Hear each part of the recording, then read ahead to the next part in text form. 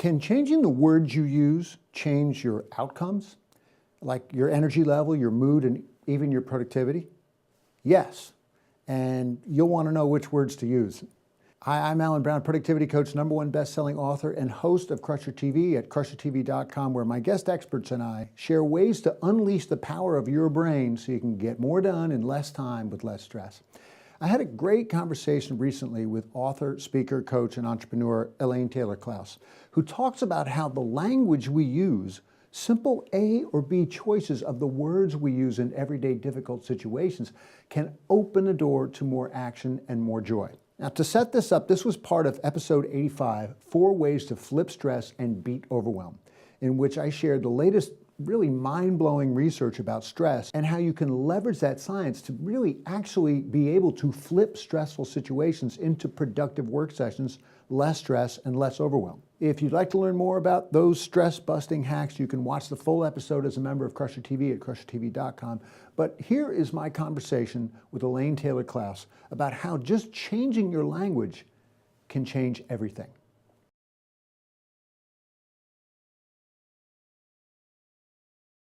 Welcome back, Elaine. Great to have you back on the show. It's always great to be here. Your coaching over the years has spanned executive coaching, done life coaching, now coaching parents with complex kids. And in all of these coaching capacities, you know more than most about the power of language.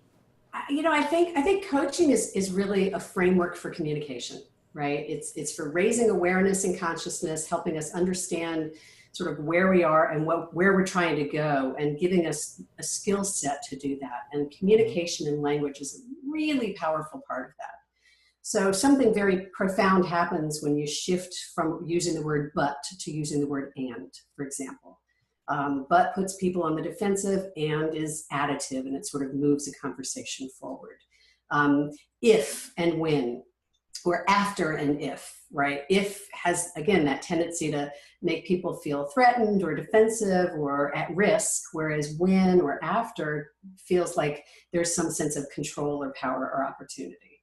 And they're very subtle tweaks, but when parents, families, business people, wherever you use these skills, when you begin to become aware of what the impact of your language is, and you shift really moderately, you can have some profound impact on the conversations that you're having.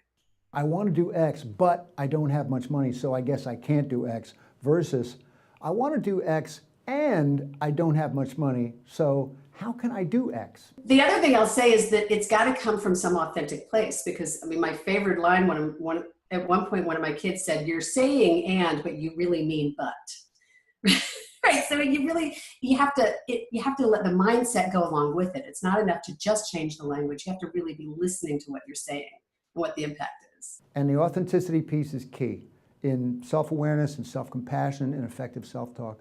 And that points to one of your favorites, the I have to, I should do, I need to do. Really powerful negative language, particularly in our communities of complex kids and complex adults like us, ADHD adult entrepreneurs.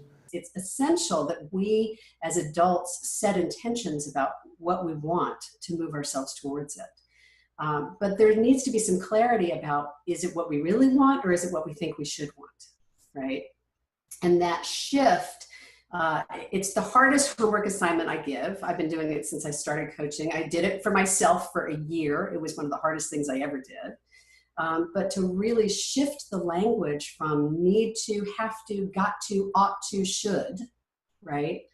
To really look at, what do you want and what's your motivation in that? What's the intention and what's the motivation behind it? Now, the simplest example of this for me is something like, the dishes. I have to do the dishes. But thinking about what I really want, I want a beautiful home.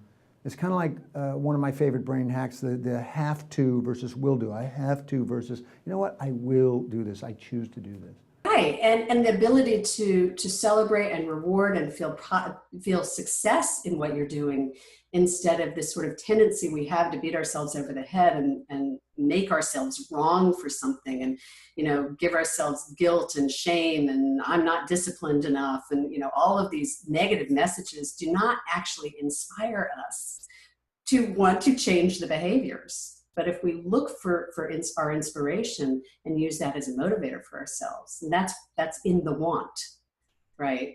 When we turn that wanter up, we can really achieve a whole different level of success. You just gave me this great visual of turning up your wanter. I'm going to put my wanter on 11. Thank you for that source of motivation. And speaking of motivation, I think you've got something helpful on your website that our viewers can download for free. They go to impactadhd.com/motivation. We actually have a free guide for parents on how to motivate complex kids and teens. And it actually works for spouses as well. So it's just a good sort of primer on the fundamentals of motivation and how to help anybody else get motivated around anything. So it's impactadhd.com/motivation. Thank you so much for coming back on the show. Great to see you again, and let's do this again soon. Thank you for having me, as always, truly.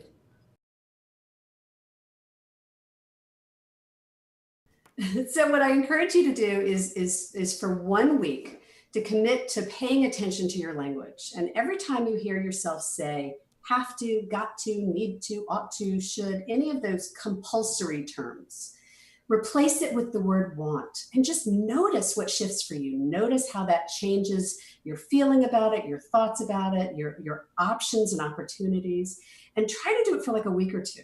It's a really powerful exercise. It's hard. You may enlist some support. You can ask your kids or your spouse or someone to pay attention and notice and let you know if they hear you starting to say have to or need to. But really begin to, most importantly, to notice how you shift when you shift it to want, and what changes for you when you do that, and get into the habit of shifting your language from needs and shoulds to want.